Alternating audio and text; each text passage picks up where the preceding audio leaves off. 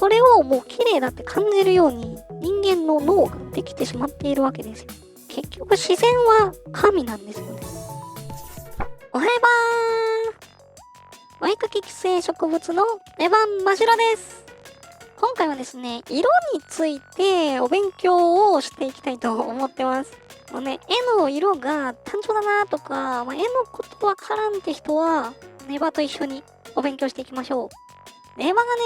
得意というか、よくやるのは、画面全体で色の調和を作る方法ですね。ただね、ビビッドな色で構成された色とか、逆にサイドが低くて中明度ぐらいで構成された色を中心としたエモエモなイラストに定期的に憧れるという発作がありましてですね、色を使いこなしている感じといいますか、全部知ってますよみたいな感じ、あれになりたい。エヴァがね、よくやる絵の色の解説はまた別途やるとして、今回はですね、エヴァ自身も勉強をしていきたいと思っております。んで、色を使いこなすには、色についてまず知らなきゃいけないですよね。ので、絵を描く上での色についての知識を基本的なところから整理しつつ、後半でね、実践編ということで絵を描いていこうかなと思います。探り探りやってみるので、もしできてるなとか、頑張ってるなと思っていただけたら、高評価やチャンネル登録をお願いします。自信は、正直半分半分かな。というとこでやっていきましょう。最初に言ったように、エヴァがよくやるのは、絵全体でトーンとか調和を作る方法なんですけど、これはより自然に見せつつ、強調と省略で絵を映えさせるみたいな方法なんですね。こういうやつとか、前に書いた、これとかね。簡単に言うと、空間に馴染ませるとか、そのシーンを切り取った一枚絵を描くみたいなのは、よくやるんですけど、色彩のバランス感覚という意味では、もう少し深い色への理解が必要だと思っています。色の作用っていうのかな。この色とこの色を組み合わせると、こういう効果があるよ、みたいな。何も考えないと、色って無限の組み合わせがあるじゃないですか。モニターの表示色だけでも1670万色とかあって、それがもう色によって自情で増えていくじゃないですか。かける1670万色みたいな。意味がわからない。なので、そのための取っかかりが必要なんですね。で、色って言ってしまえば相性のいい、綺麗に見える組み合わせっていうのがもうあるんですね。例えば代表的なやつだと、色相環っていう色の輪っかありますね。これの隣同士。これ類似色って言うんですけど、これは調和をすると言われています。隣にいるから当然といえば当然なんですけど、こうして色を並べてみても確かに見た感じ綺麗ですよね。あとは反対に補色と呼ばれているものです。これは色相環の反対側にある色。これも色の対比が綺麗に見える組み合わせですね。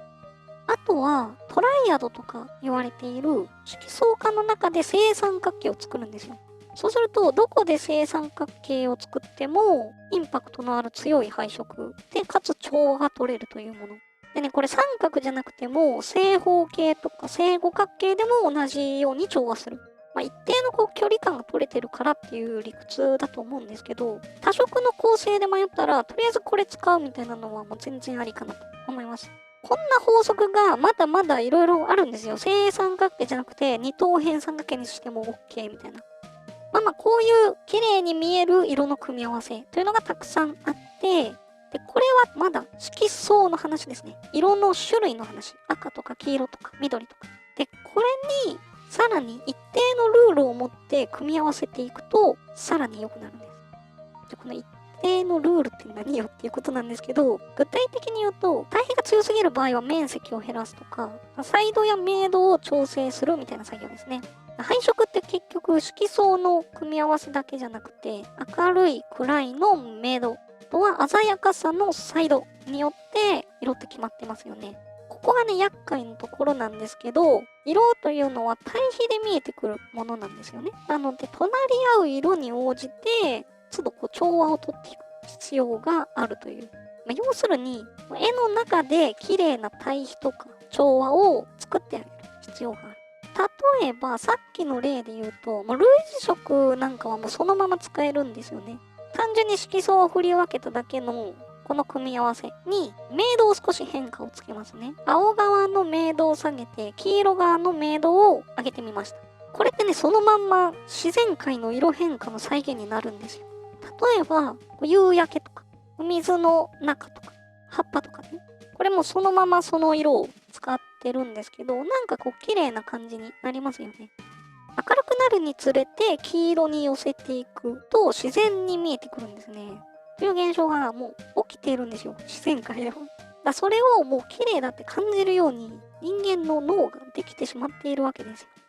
絵を描き始めの時にさ、やりがちなのって、同じ色相の明度変化でやりがちですよね。この下側にあるやつみたい。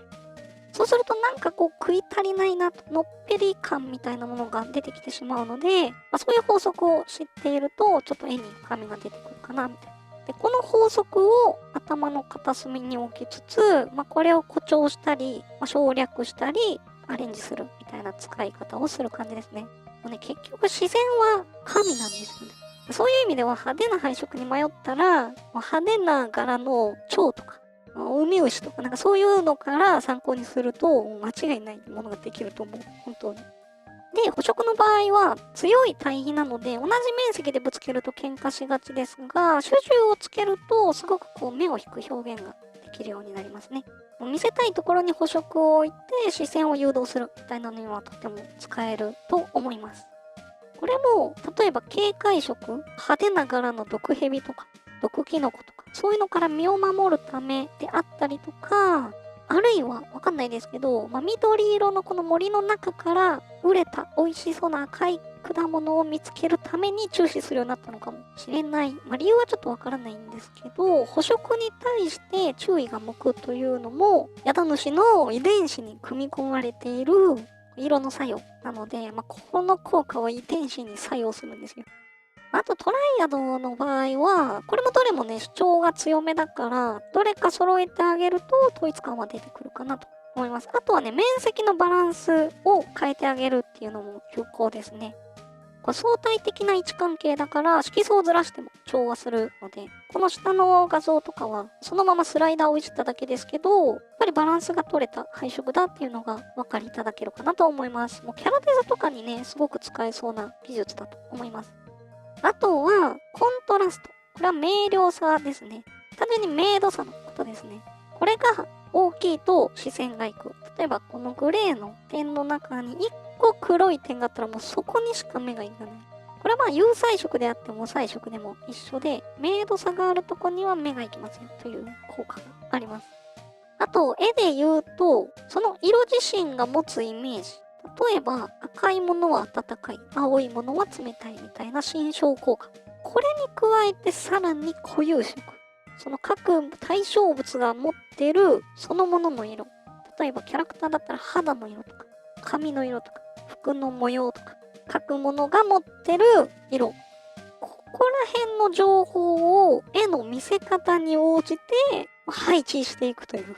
難しそうなんだよ。難しいんだよね。すごい難しいことを少ない手数で的確にやってるから、おしゃれな絵ってすごいってなるんだと思うんですよ。絶妙なバランスで成立してるんですよね。そんなことを頭の片隅に入れながら、描いていきましょうかね。まず、ベースとなる色を決めていきましょうか。エヴァの目はね、赤なので、背景を青にしようかな。青の補色に黄色を視線誘導的に使ってみようと思います。わかりやすく目にね、視線を集中する絵にしてみようかな、みたいな構成をぼんやり考えてます。この段階で決めたことは、他にちょっと縛りみたいなものもあるんですけど、色の組み合わせ、ぶつかり合いをいろいろ試したいので、グラデは使わないでおこうかな。ただドットで表現しようかな。で、そのドットで表現するから、デジタルノイズっぽいエフェクト入れてみようかなとか。あとは、線画にも強い色入れてみたいなとか。グッズでやったここの効果みたいなやつ。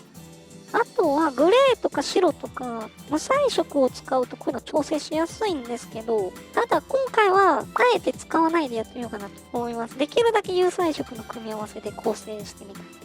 ていうのを考えて、ポーズはあえてデジタルだとやる必要のない追いかけのポーズみたいなのにしてみました。れですね、ペンを前に構えるやつですね。これデッサンとかで物の比率を測るための動作なんですけど、デジタルだと当然やる必要ないんですけど、それをやっているという矛盾と、あとは目にね、視線を持っていくための小道具みたいなものとして使っています。構図が決まったらいつものようにラフを描いて、線画を描いて、マスクを切っていくんですが、色の解説を多めにしたいのでね、ここら辺は今回はサクッと省略していきましょう。さてさて、完成イラストがこちらになります。ちょっと待って、説明させて。